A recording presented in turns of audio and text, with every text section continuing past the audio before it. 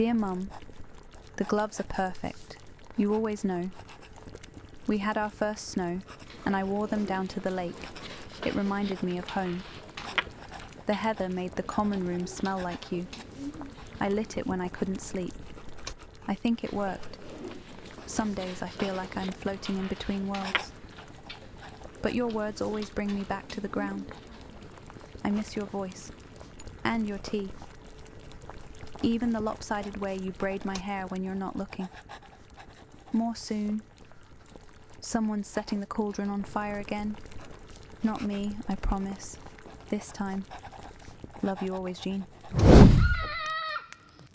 Not again. Thank you for watching and welcome to our little corner of magic.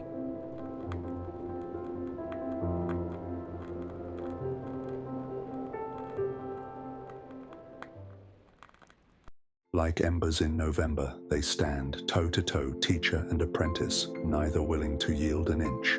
Between sharp words and clumsy steps, something more quietly begins to take hold. After the last weeks of October slipped by, Jean has settled into her usual routine as Severus's apprentice. Despite his demanding expectations, she kept busy with the tasks he set for her. Sometimes she wondered if he deliberately kept her around just for company, or perhaps because he enjoyed having her nearby.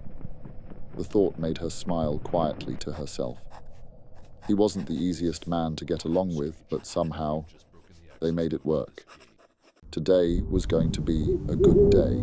Jean decided that much the moment she stepped outside. The cold was settling in, the air sharp and crisp, but the sun still shone bright above the courtyard. She breathed it in, letting the freshness calm her as she made her way toward the castle's stone corridors. A familiar figure lingered near the door to the dance hall. Severus, his tall, dark frame silhouetted against the glow of torchlight, wore a look of agitation etched into his face. He caught her eye, arching one brow in that way said he was bracing for trouble. "So what's got you so cheery today?" His tone was dry, skeptical. Jean beamed, her excitement bubbling over. Oh, come on, Severus. Not everything has to be doom and gloom. His smirk was thin, the reply flat as parchment. "If you say so." She shrugged, unfazed. So are you ready for dance lessons? Her eyes twinkled with mischief. "I don't dance," he muttered, gaze dark and unreadable. Oh, sure you can. You just need to get into it. Jean grinned and nudged him playfully. Without warning, she burst into an 80s style routine, arms flailing, spinning across the corridor. Severus stood rooted like a carved gargoyle, eyes following her every movement, torn between irritation and reluctant fascination. He betrayed nothing. Just as Jean's antics grew wilder, the door creaked open. Professor McGonagall stepped out. She greeted with a wave and pleasant smile. "Good morning," Minerva said with a crisp nod. Hello? Jean replied brightly. Severus offered the barest grunt of acknowledgement. Ever the picture of enthusiasm. "Shall we begin?" Minerva gestured them both into the dance room. The hall was vast, brightly polished, with tall mirrors lining every wall and a glossy wooden floor that looked slick enough to guarantee disaster. Filch lurked nearby by an old record player, looking like a grumpy orchestra conductor armed with a mop. Severus and Jean stood side by side before the mirrors, unmoving, stiff as mannequins in an awkward shop window display. Jean's eyes flicked upward. Was he taller today, or was she somehow shorter? Why did it even matter? Still, the comparison amused her.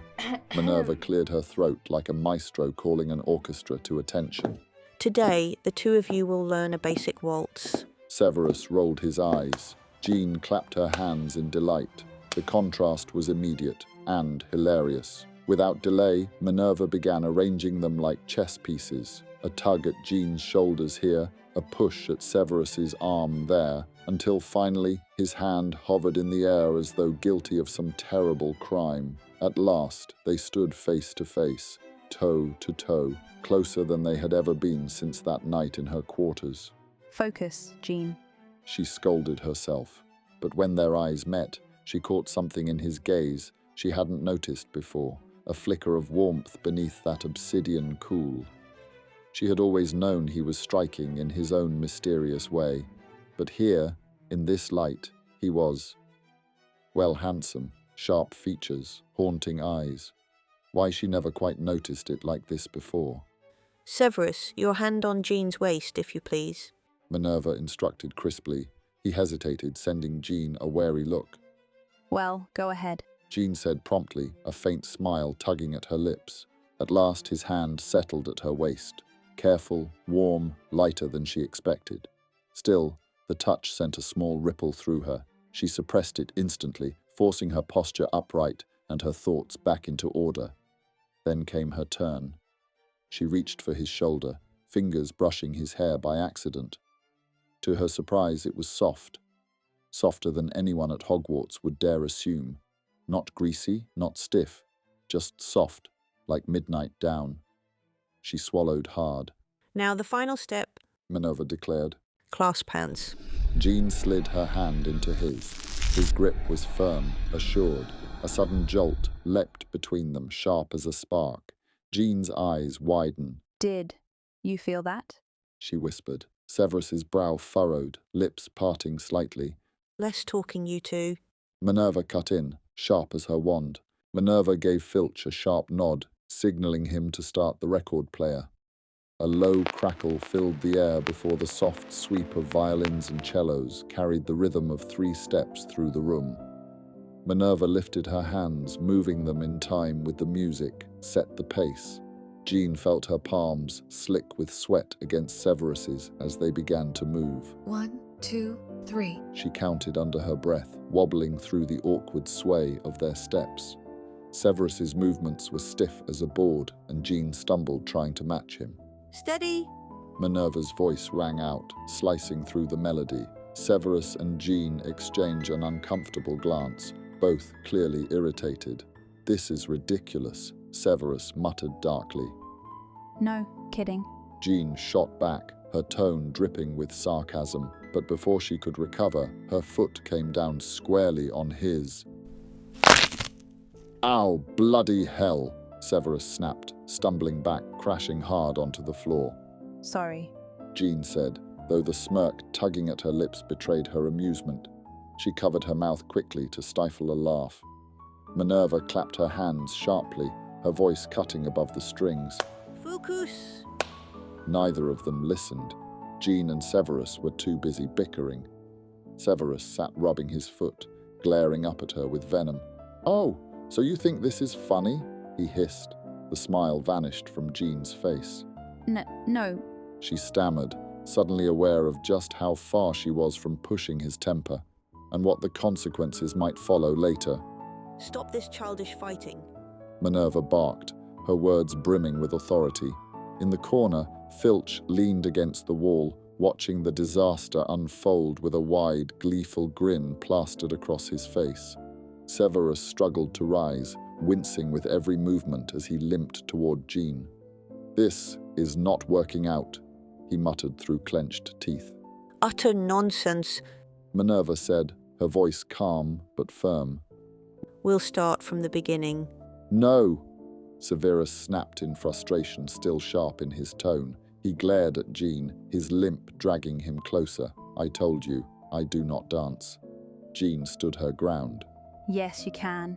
Just glide and float about like you always do. Like when you're lurking in the corridors and castle grounds. Minerva's patience finally snapped. Stop it. This is uncalled for. She barked. Now, standing in front of Jean, Severus leaned in, his tone cold and cutting. "I have a better idea. Why don't you just go to the Yule Ball alone, since that's what you're used to, being alone?" Jean's eyes widened, the sting of his words cutting deeper than she expected. Her heart sank. Tears welled before she could stop them. Without another word, she turned and fled the room, sobbing as she ran for the door. Minerva sighed, rubbing her forehead in frustration. She stormed over to Severus, her anger blazing in her eyes. Oh dear, this did not go as well as I hoped. You need to go after her, apologize, now. Severus stared at her, his anger fading as the weight of his words crashed down on him. He closes his eyes, brushing his hair back with a shaky hand. What have I done? Shame and regret settled heavily on his shoulders. Without hesitation, he nodded. Yes, I'll find her. And with a low, hollow whoosh, he vanished into a billowing grey cloud, determined to make things right. Love what you see, like and then subscribe and be a part of our journey. It's far from being over.